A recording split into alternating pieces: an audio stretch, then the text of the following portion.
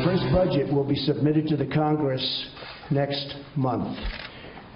This budget will be a public safety and national security budget, very much based on those two, with plenty of other things, but very strong. And it will include a historic increase in defense spending to rebuild the depleted military of the United States of America at a time we most need it. President Trump speaking today at the White House, talking about this budget blueprint that has been released today. You heard the OMB director earlier on this show talking about it, and an increase in defense spending from $54 billion. But overall, there are many people on Capitol Hill who are saying that may not be enough. Other Democrats saying it's too much, taken from non-military spending. Let's bring in our panel tonight. Jonah Goldberg, senior editor at National Review. Mara Liasson, national political correspondent of National Public Radio. And Guy Benson, political editor at townhall.com. And it is nice to have this view, but you also have the sirens that come with it. We don't think anything big's happening, but we'll check it out. Jonah, what about this and the rollout and what it means, signals for the budget battles ahead? Yeah, I think it is. I mean, it's sort of silly to call it a political document. Obviously, it's a political document, but it's trying to thread the needle of maintaining his campaign promises. I don't know really where President Trump gets this idea that it's a historic increase. It's an increase. I tend to side with McCain that it's not enough, but I also tend to side with Charles that it's going to take a decade to get up to the right levels. But he's in a difficult position where he is trying to be both a big booster of defense spending while at the same time living within our means.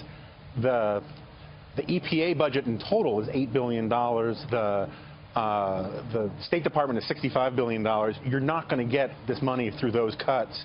But, you know, budgets never add up. So it's kind of hard to sort of say, oh, this is a special one. There are always sort of these political working documents that start a conversation. Mara, this is the House Speaker and the Senate Majority Leader at the White House today.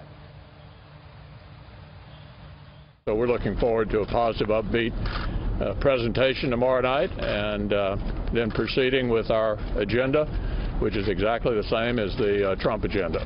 We just heard the budget numbers this afternoon. The new OMB director, who's a former member of the House Budget Committee, just gave us the numbers today. We just processed them. We haven't even processed them yet. As you know, with a new president coming in, you get top lines and then you get the budget later on. This is exactly how the system's supposed to work. We're very excited that they are actually giving us these numbers this early in the process so we can move forward with processing our budgets. And speaking of process, you know, people sometimes glaze over when you start talking about all of this process.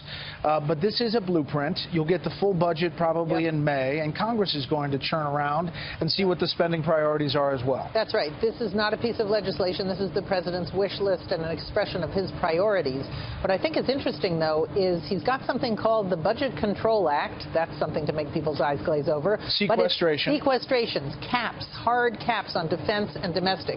If you want to, and it prevents you from raiding one pot to give to another. You can't pull from domestic and put it into defense unless you have 60 votes to raise the caps. And Democrats are going to say, okay, you want more for defense spending, which is pretty defensible, actually. We want more for domestic. Yeah. That's going to be a big fight. And 60 votes is a big fight. Yep. Guy, when you're talking about no entitlements touched, right. Yep. I didn't hear that from Mick Mulvaney. I heard, let's wait and see what it looks like in the real budget in May. Right. So 2 points. First, on what we heard from the OMB director, I think it is indisputable when you look at the outline of this document, President Trump is following through on what he said he would do on the campaign trail. And that's a feather in his cap. You have to give him that. Unfortunately, one of the things he said he would not do on the campaign trail was reform entitlements. And that is a mathematical necessity. You know, Jonah went through some of the numbers. You can't get from here to there in terms of making the debt problem sustainable without serious entitlement reforms for future seniors. So my hope, especially as someone in the millennial generation, I'm being forced to pay into these programs, Social Security and Medicare, every single paycheck for years.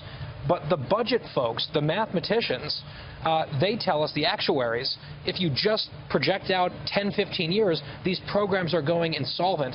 So I wonder if there's a way to convince President Trump that he can keep his promise on the campaign trail to current and soon-to-be seniors while fixing and preserving these programs for people my age, because it is broken, deeply, deeply broken, and so far crickets out of the White House. Well, and that's but does that get I asked into Sean Spicer that. Does it get into semantics about I am Yeah. saving it, I'm not Yeah. touching this for people now? Right. Well, I asked him that. What's the status of that promise? Is it just for current retirees? Is it for people nearing retirement, or is it for anybody paying in? I asked your question today, and he said his promise still holds. We're not going to change it. Well, that promise was pretty general. It was, we're not going to touch Social Security and Medicare. Did people hear that as in ever? We don't know. I should point out that people sometimes get very upset when we talk about entitlements and Social Security. People say, I've been paying into this since I was a kid. That is the broad term that is used up on Capitol Hill. It is like an aircraft carrier, Jonah, and you have to start turning it. Otherwise, it's not going to turn. No, that's right. And I think one of the interesting political stories here is that Paul Ryan, fought and bled to make entitlement reform a central part of the Republican platform, a central part of the Republican policy agenda. He took votes on it. He was the vice presidential nominee in 2012. It didn't hurt with Republicans. They still won seniors.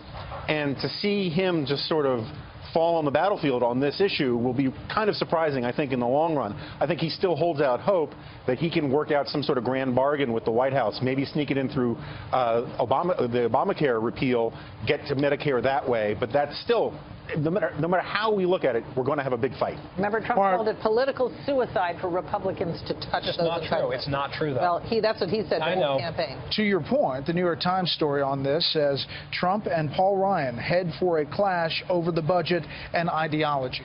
That's their lead to this story. I want to play a soundbite of President Trump talking about infrastructure to the nation's governors today. Infrastructure, we're going to start spending on infrastructure big. And not like we have a choice. It's not like, oh, gee, let's hold it off. Our highways, our bridges are unsafe. Our tunnels, I mean, we have tunnels in New York where the tiles are on the ceiling and you see many tiles missing. It's not like we have a choice. We have no choice. And we're going to do it. And it also happens to mean jobs, which is a good thing.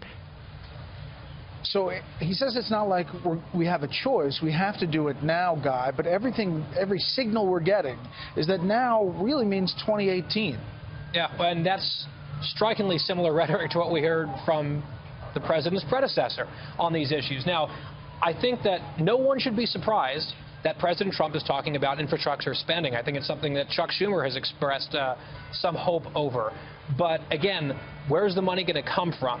And if it's going to be a priority, that's fine. I think you can make a conservative argument for federal spending on these issues, certainly not to follow in the footsteps of the Obama stimulus early on with all those shovel-ready jobs that never materialized. Jonah, we're hearing that Commerce Secretary Wilbur Ross has been working on a number of things, including getting private money for this public-private partnership that possibly will be an element, a big element of the infrastructure plan. But we don't have a lot of specifics. And no, and there's reason to suspect, at least you hear it on Capitol Hill a bit, that as much as, and I think Donald Trump is absolutely sincere that he wants to do a big infrastructure thing, but I also think that the political people in the White House really want the issue of an infrastructure push, because that is the one thing that is very difficult going into a midterm election for Democrats to be against. It's basically stealing an issue from the Democrats, and you could see them have a political victory by having the issue, even if they don't get all the infrastructure across that they want. If there's a bipartisan reach across the aisle, this is it, isn't it? Infrastructure? This is the one thing that he has that really attracts Democrats.